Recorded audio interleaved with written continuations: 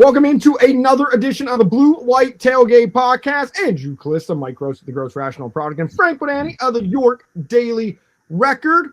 I am at home. Mike is at home. Frank, you are up in State College getting your work done for the day. Mike has made the trek home. I was not at practice earlier today, but we got a packed show. We're talking Penn State wrestling. Frank, you were there for the 5th straight title. Mike and I were at Pro Day and also at the PIAA basketball finals. We'll talk a little bit of hockey, and then we have a lot of notes on Pro Day and also Penn State. Frank, we're starting with you. National championship wrestling team, 5th in a row, 13th in 15 years. It's a dynasty. Cael Sanderson says, hey, we're doing it the right way.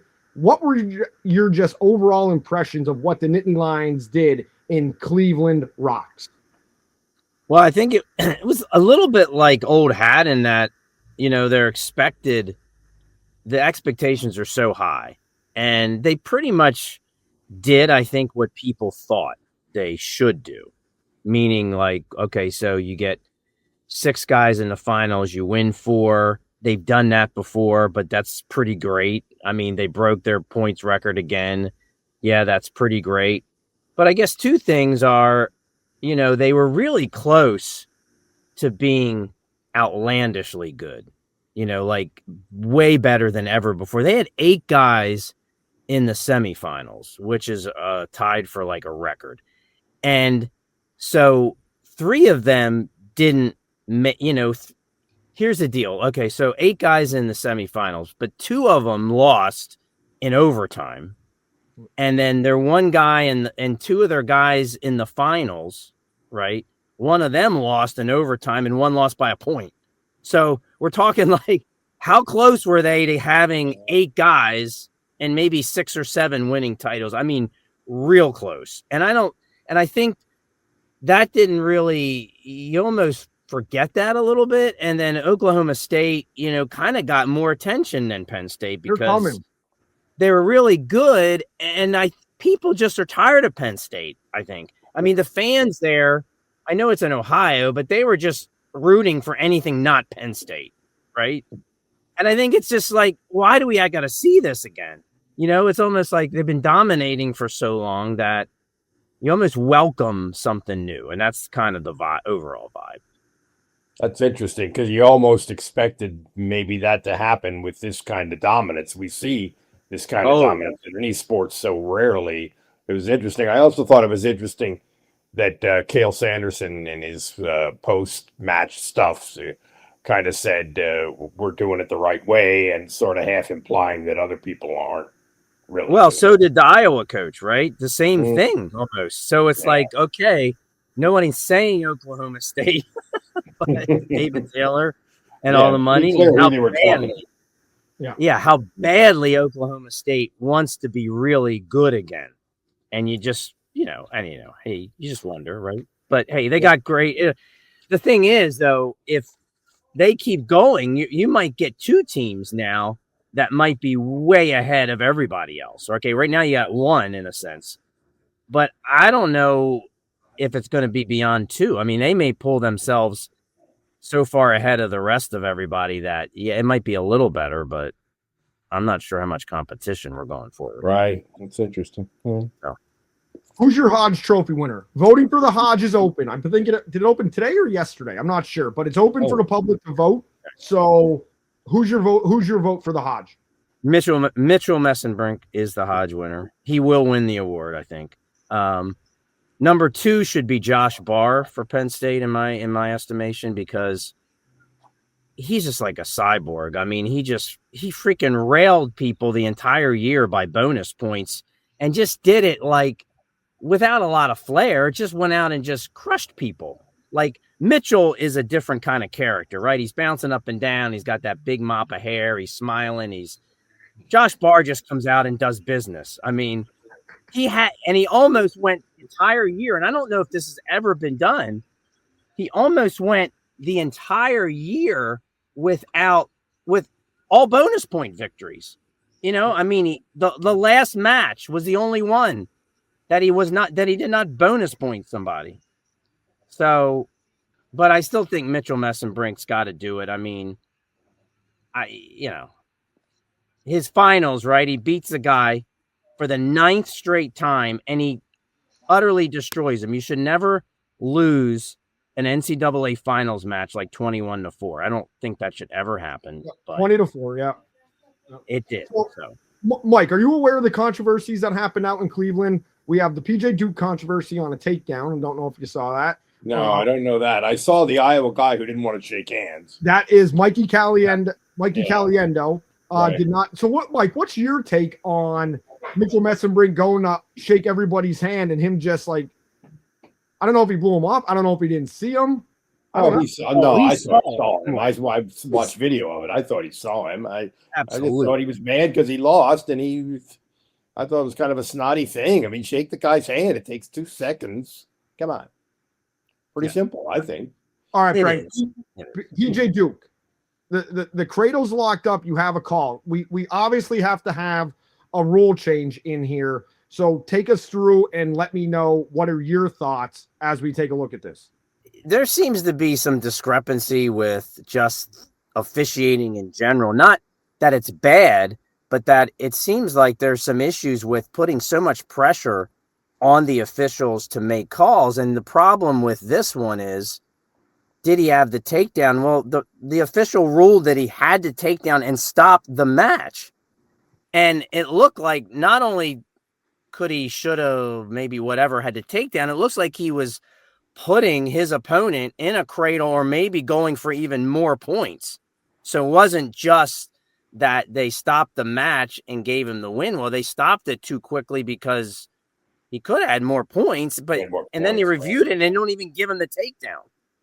So it was a pretty rough call because you feel like you not only you lost, right, close, but you lost in a way like you didn't even have a chance because they stopped you from doing, from finishing what you were starting. And I wish I knew a little bit more about the particulars of wrestling technicalities. It just didn't seem right from a sporting standpoint, right? There's got to be a change in that. You're in a cradle. 99% chance. Okay, let's call it 96% chance. You're going to either get back points on that or you're going to secure a takedown at some point. And because I guess the takedown was called too soon for 3, they stop it and they overturn the takedown call. And then you're starting from different positions that you're not in an advantageous position if you're PJ Duke. I mean, and online, Frank, you're right. The people were just going off about, listen, we all hate Penn State. We all hate Penn State. PJ Duke got robbed. It was so bad that they were sympathetic to Penn State online in wrestling message boards, on Flow, on the Wrestling Room on Facebook, which has a massive following. Let me tell you one thing though about that beyond the call is that I'm still quizzical about PJ Duke in that match because he was destroying opponents like no one else at that tournament and at the Big Tens. And all of a sudden it looked like he didn't have his offense. And in the match before, Jeff Byers, who we all know and love very well, was making mention about how PJ looked like he may have suffered some type of maybe minor injury or something. And I just wonder what was going on. And PJ didn't really address it. He kind of brushed it off. And I asked him directly if he was injured, and he says, no, he's fine. But he didn't wrestle that match the way he had wrestled his previous 4, 5, 6 matches. And that kind of struck me almost more as much, if not more, than the officiating call. Gotcha. A couple quick hockey notes. Penn State men's hockey, number 10 versus number 6. Minnesota Duluth in Albany, Friday night at 9 p.m. Make sure you tune in. Brian Tripp will be on the call. Brian Tripp, friend of the podcast. Love Tripper. Gavin McKenna, Big Ten Freshman of the Year, Conference Scoring Champion. Matt DiMarsico and Aiden Fink, both 100-plus scores in their career. So Penn State not really favored here in the opening game. One quick note, Minnesota Duluth does have the nation's second best power play percentage, and they're converting on almost 30%, which is insane. Penn State averages 18.9 penalty minutes per game, the highest average in the nation. So that's kind of a matchup. Special team wise is a big one for that one. If Penn State wins, they get number 1 Michigan, most likely, who's up against Bentley. Penn State was 1-2-1 against UM this season. So that's the road for Penn State to get back to the Frozen Four, and it starts in Albany Friday night. Got to give a shout out to the women. Reached the Frozen Four, lost in overtime to Wisconsin in the semifinals. Program high number 3 ranking for the women Lady Lions. And I've always said the women's Lady Lions, or the women's, not Lady Lions, excuse me, the women's hockey team was going to win a national championship first before the men's, because I thought Penn State is so successful when it comes to women's sports that I thought the women's hockey team, and I apologize for saying Lady Lions earlier, they would win the title first, but they get number 3. Program heights, 33-6 overall. It's great. Tessa, gold medalist over in Milan for Team USA, so they had a great year. Mike, while all this was going on with Frank, you and I, welcome to the program, 11 minutes in. You and I were chilling at Pro Day on Wednesday as Frank was driving out, and we were also chilling at the PIAA Finals. Mingo, since that's a basketball reference, possibly in play with Hubert Davis leaving. Syracuse or Penn State are my top 2 favorites to land younger Mingo brother. That would really be something, and I that's the first thing I thought of when I started to think about the possibility of Hubert Davis getting pushed out the door, which of course happened a couple days later. And also one team that Penn State beat and 2 teams that Penn State came really, really close to beating are still dancing in the NCAA tournament. It's a strange game.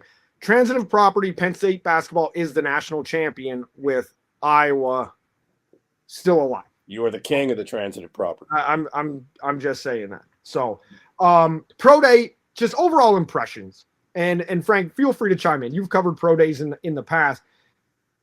For me, guys, it's about actually talking to the players that are performing and getting the lay of the land and how their entire draft experience is going.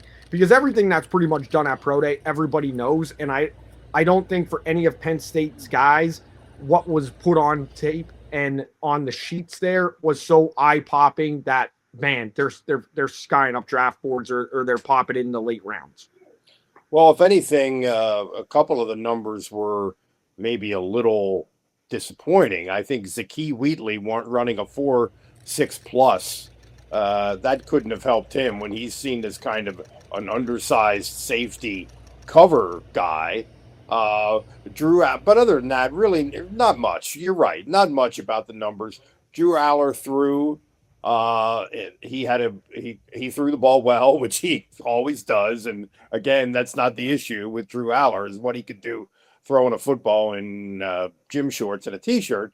The only thing that, of course, Nick Singleton didn't do anything because he's still recovering from the injury. The wide receivers caught passes from Aller and they ran and they did okay. Their numbers were okay. I don't know where they stand. And Katron Allen, all he did was catch passes. And a good job of it. Had one drop, but he had a couple catch rates. He did drop. He did have the one that I would consider sort of a bad drop, but who cares? I mean, that's not a big deal. So I'm struggling here to extract any significance from Pro Day. There's not much going on. I was glad I wasn't there, actually. So this should give you some indication. Frank preferred driving to Cleveland. Yes, I did. Actually, the Turnpike was better than Pro Day. No, it's just that once in a while you'll get a couple a performance that stands out, and I think that helps. You go back, or an enticing interview, maybe of sorts. I don't know if you guys you didn't have the big number showing the impressive drill work like you did with Drew Hartlob a few years back. Exactly. The legendary Drew Hartlob. Or the interview. Yeah, or like like Saquon was there and you're talking to him, and that was, I don't know if you just had that type of situation at all there. Yeah, it did. So, it really did. I thought Aller handled himself very well in the interview process. he had some things thrown at him. He was flat out asked, like, about addressing his deficiencies, and can pro day and doing stuff empty actually do that? And he said yes. He said, I don't feel any of my deficiencies can't be addressed by me out here throwing in short. So he moved around pretty good, but we already do that. He just seems to be getting, more fluid back to his old self. So yeah, he also said that he couldn't think of an NFL team that he has not talked to. Mm-hmm. So I think he's a guy that people are trying to figure out. He's an unusual case, and I really don't know where he's going to go. I could be anywhere from the 2nd round to the 6th, I think. Nick Singleton running is a key point.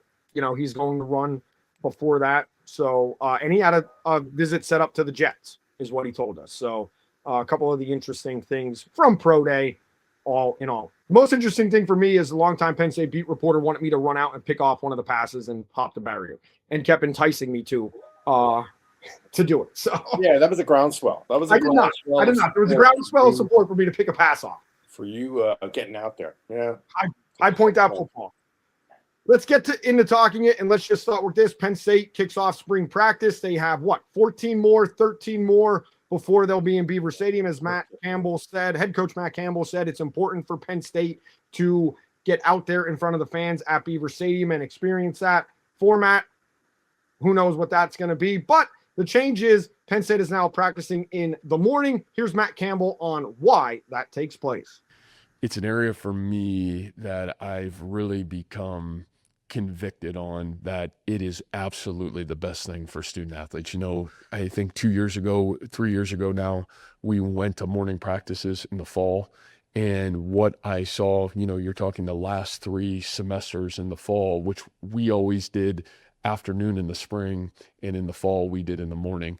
What we saw was our team GPA was around a 3.4 GPA the last 3 fall semesters.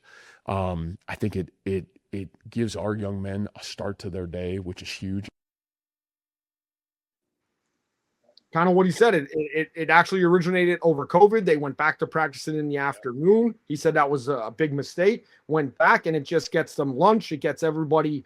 It gets them breakfast, lunch, gets everybody engaged into their day, and gets the guys going at night instead of getting them at the end when they're tired. And for me, guys, it's always been about, if you practice in the morning on Thursday, that's a lot more recovery time. And he said that. Yeah. He said that too. And I didn't think of that until he said it. But yeah, that makes total sense. And I think especially if you're traveling, I thought that was, I love this sort of sports science-y process stuff. So I thought this was really interesting. Like most sports writers, I'm not a morning person, but I think when you think about it, I might like this. You kind of get the football stuff out of the way first thing in the day when you're sharp. It's like a bowl. It's like a bowl game. It's like a bowl game. The lead up to bowl games, they always have the interviews in the mornings. I like that as a reporter. Get it done. Okay. But Ryan Clanton, our new offensive line coach, put it this way. It's better in the mornings for his guys because they don't have to stress at lunchtime figuring out what to eat so they don't throw it up at practice. That's what he said. It's just simple as that. We don't have to worry about that. Ryan Clanton is a piece of work, folks. He is. Yes, he is pretty tremendous. A unique football coach. He told a story. Yeah, today told a story. Oh, am I ruining your break? No. We will. I was going to say we're going to hear from him. Okay. We have a couple of sound bites from him next week. Not coming up on the show. Oh. Frank, please continue this story. No. He told 2 great stories. Okay, real quick. He told a story about Anthony Donko working out in his underwear, which was incredible. And then I asked him about Malachi Goodman, and he said, basically, yeah, he's doing really well. Big, young offensive tackle. He put his hand through my heart today at practice, and it hurt. So, yeah, I guess it would kind of. I got the images of like that second Raiders of the Lost Ark kind of thing going. Nice. Great movie reference. We love the pop culture reference. Mike, did you have something? Well, I was just going to say, I thought he said, maybe this is separate or maybe I got the wrong guy, but I thought he said Cooper Cousins punched me in the chest today and it hurt and that was good. And I said something to Cooper Cousins, and he said, and I quote, "It's always good when you get to punch somebody." I like it. I like the physicality. Ryan Clanton was getting hit a lot today. He was getting hit. He was taking some shots. What they were doing was they were running these little dummy, just the basic, looked like the basic stuff of their offense. But the offensive line was pushing, and at some point the defensive line was like resisting, and sometimes the coaches were standing there kind of resisting, and that's, I think, probably when he was getting punched. Frank is pulling the producing strings right now. He brought up Malachi Goodman. We're going to hear from him in just a bit. But before we get there, he's going to be a key cog in this offensive line. Anthony Dunco is he's the only starter coming back. I count Cooper Cousins technically because I feel whatever was wrong with Cooper Cousins, he would have been a starter last year. It's one of the great mysteries of Cooper Cousins' playing time last year. To me, out of everything that happened last year, that's in my top three. Cooper Cousins playing time on the offensive line. So Malachi Goodman could play guard, could play tackle. There's 3 jobs open there. We'll see how they're filled. But here's Malachi Goodman answering a host of questions. The communication's been good. We're still learning new installs. We're still installing plays. So I feel like we're doing really good, though. Where are you working at most of you think? Left tackle. Actually, a little bit of right tackle. Why left tackle? Is that your spot? Your favorite spot? Is that you? Well, I like tackle in general, but left tackle, yeah. I feel like my attitude into like coming into work is like I'm working every day. I'm trying to get better every day, like 1% better every day. So Malachi Goodman fielding questions. I believe it was Miss Bodani in there. Every time somebody talks to Frank and they don't start an answer with Frank, I like the hair. I get mildly offended anymore. I'm conditioned. No, I understand, but I think I know right now. I think I could tell you they're starting right offensive line pretty much. Bring it, you guy. Bring it. Yeah. Okay. So, right tackle Anthony Donko. Okay, guard Cooper Cousins. Okay, center Brock Riker, the transfer from Texas State. Ryan Clanton raved about him again today. The other guard is going to be Trevor Burr, the Iowa State transfer, for sure. He's really, really good. And then I really think they're going to make a push for Malachi Goodman at left tackle. I mean, I guess, he's young, so I guess they got to see. But I don't think they have a ton of options at left tackle, and I think they really want him to succeed. And is he listed really at, let me look at my paper, like 330 pounds? I thought it was 320. 331. 331. Okay. He does not look 331 in the best of ways. So he came in as a 5-star recruit. He didn't get to play last year, but recruiting, people that are into that would probably know his name. I mean, he's a big time prospect who didn't get all the hype because he didn't do anything last year. But I think that could be at least one line possibility right there. How's that sound?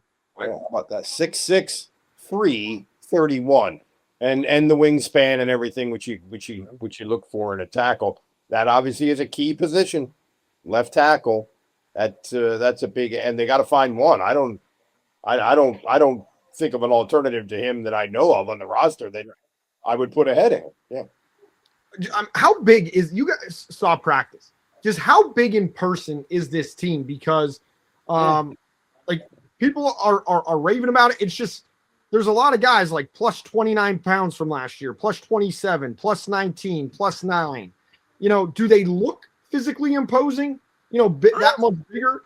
I don't think anybody looks physically imposing in Holuba Hall to me. I go in there and I'm like, these guys don't look big at all. I don't know if it's how massive the building is or how far away we are. Like Rocco Beck looks small to me. And Mike and I were talking about it. It's like maybe he's stockier than Trace McSorley, but I wonder if he's even as tall as Trace McSorley. I don't know. Their offense, their lines are listed as bigger for sure. I mean, across the board, bigger. So I don't know what you think, Mike, on the size factors. Well, a couple of guys. I don't know. They always. I don't know that it was a roster-wide thing, but there were some specific guys who I was impressed with. Ty Blanding is a guy who looks a lot bigger to me. He's one that kind of stuck out. I'll tell you who looks like a beast to me, big and a stud, is this Armstrong Noden, the guy who's the Oklahoma State transfer. He looks like a monster to me. He was a good wrestler, by the way, in high school and everything. Mhm. And he came from Oklahoma State. There you go. But yeah, some guys like that. I don't know if this guy's going to play, but I noticed Caleb Brewer from a Wyomissing high school just down the road from us, who has moved to defensive tackle, and he looks a lot bigger. And the defensive tackles as a group are, if you think of Zane Durant as a model, it's going to be a different model. And Cooper Cousins was talking about this today, and he said, you know what? I mean, Zane Durant was an awesome player, but 330 against 330 is a different kind of matchup, and they have some big dudes in there that are probably going to be playing defensive tackle. What's the measuring stick? I think their tight end room is pretty big, and a lot of those guys are not practicing this spring, but their number one guy, Ben Brahmer, he's a physical specimen. I mean, he didn't run pass routes today, but he's a transfer from Iowa State, and he's not just tall, he's put together. And I think that's the room. That room there is worth watching. And I go back to one of my standards. Their cornerback room is pretty loaded. I think to the point where Zion Tracy, who Matt Campbell just was effusive about. I mean, it was unbelievable the praise he really was. That was kind of the two takes from the spring kickoff press conference were the morning practice and Matt Campbell going nuts about Zion Tracy. And he mentioned just briefly that Zion could be a great safety if he wanted. And it kind of looked like maybe he was kind of toying with that a little bit today, even at practice. So they do have more depth, at least proven depth at cornerback than they do at safety. So maybe a move there kind of would help them. And Campbell was asked when he talked about Tracy, it was in response to somebody asking about it would be nice to have guys who are versatile, who you can move around and sort of be multi-position guys. So that would if you're a corner, that's not what you're going to be. But if you're a safety, maybe that is what you're going to be. One thing that struck me from the press conference to start spring ball, the slow and right comment. We're going to take things slow. We're going to make things are done right. The teaching inspires learning and a bunch of teaching opportunities. And those are just things I picked up from Matt Campbell as he was talking that kind of struck me. And then when he asked what the measuring sticks are. So I'll ask, what are the measuring sticks for you guys when it comes to things like team identity, where they want to go, things on like toughness, physically and mentally. What do you want to see or expect to see from this Penn State team after 15 practices? There you go, Frank. You got it. Well, I mean, to me, I think they need to try to start finding some answers at defensive end. I mean, we talk about how big they're getting inside on the defensive line, how big they're getting on the offensive line, but defensive end is a huge kind of question mark because, my goodness, they don't really have much depth there or anybody proven, and that is like arguably their star position from the last several years.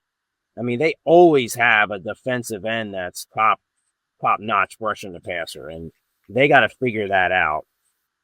Beyond Matt Campbell saying how Yvonne Kamaju is the second coming, because that guy hasn't played much at all, right? We don't really know.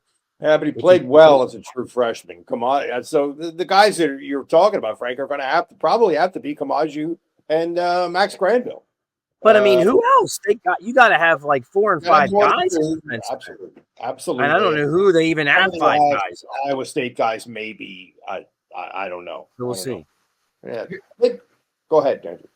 Matt Campbell on the edge and what he sees. So I think there's guys that have proven it in at least some short amount of videotape evidence that they've got high ceilings. But I think all those are really great questions until you get out to practice, until we get to work through fall camp, spring football. Where does that room really take off to? But I think we're really proud of what that room's got the ability to look like. I think probably like some other rooms, there's some proven guys that have to grow forward, have to take some steps forward to be able to prove that they can play at the level of what the history of this program has looked like in terms of pass rush ability. And we should point out for people, just kind of for people who are interested, that Granville was limited in practice. We know he's coming off an injury. There were a bunch of guys. Tony Rojas was limited. The two wide receivers from Iowa State, Brett Iskeldson. Go for it, baby. I butchered that one. And Chase Sowell, they both were limited. Alex Tash, linebacker, also was obviously not a full participant.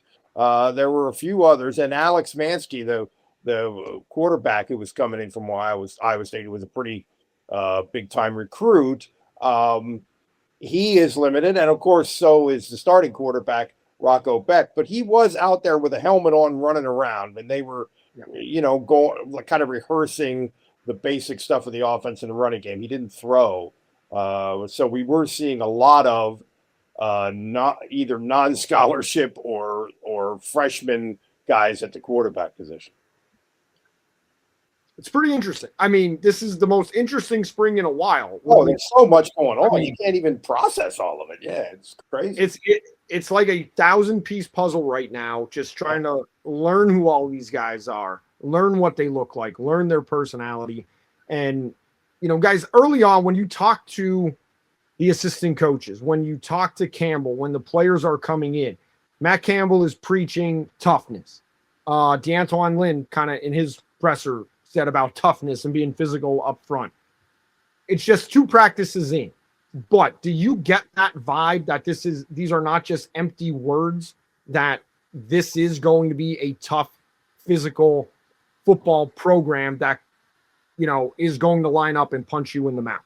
Well, one of the I'm going back to Ryan Clanton again, and I certainly hope they make this guy available during the season. But one of the things that he has said repeatedly now, we've got to talk to him twice, and one of the things he says over and over is Penn State used to be, the last couple of years, had sort of the kind of offensive line that just tries to build a wall for the quarterback or for the running back. We want them to be the kind of offensive line that punches you and goes through you.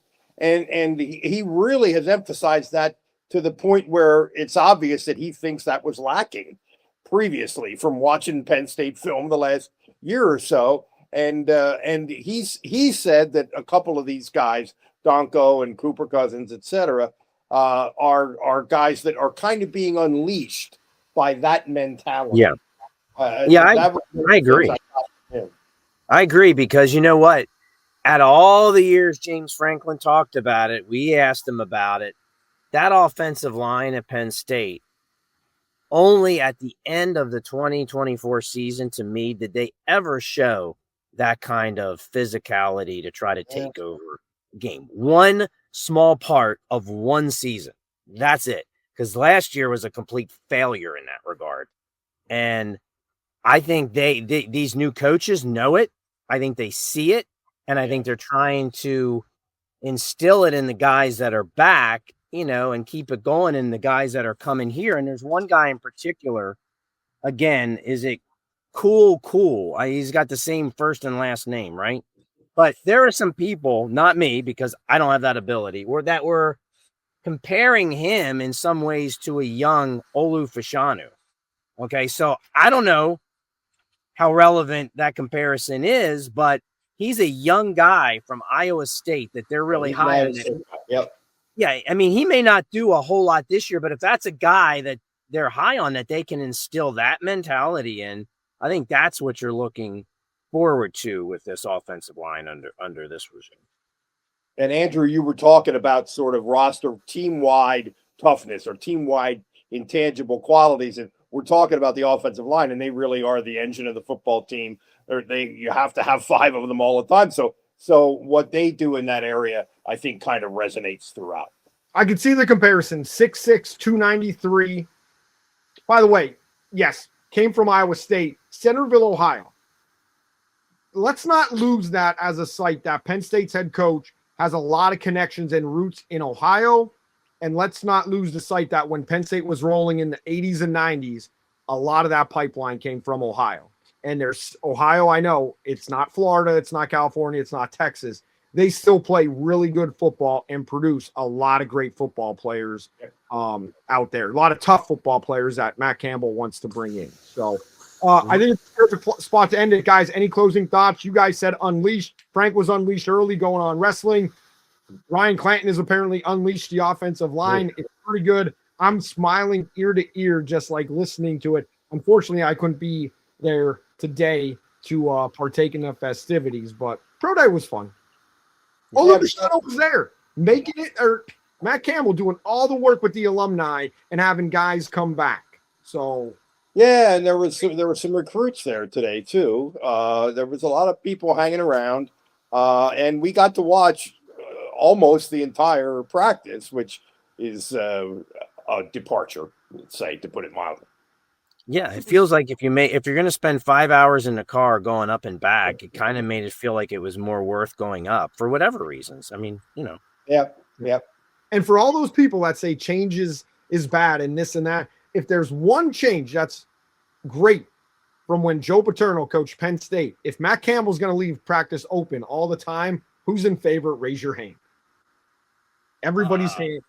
Over all the time? I don't want to be going up there all the time, man. That's way too much pressure on. Well, when we go up, up there all the time. Not all the time, but when we're there, if practice is open, the full practice, I'm all in favor of that. Because sure. 10 minutes sprint to here and everything. Yeah, that's ridiculous. It's breadcrumbs is what it is. It's window dressing, and it doesn't make any sense. Exactly. Spider 2, Y Banana, Bill O'Brien, window dressing plays. That's where we end it. Thanks for listening to this edition of the Blue White Tailgate Podcast. Make sure you email us at bluewhitetailgatepodcast@gmail.com. It's spring ball. We'll answer your questions. These guys are going to be up there. I'm going to be up there. We will see you in the future.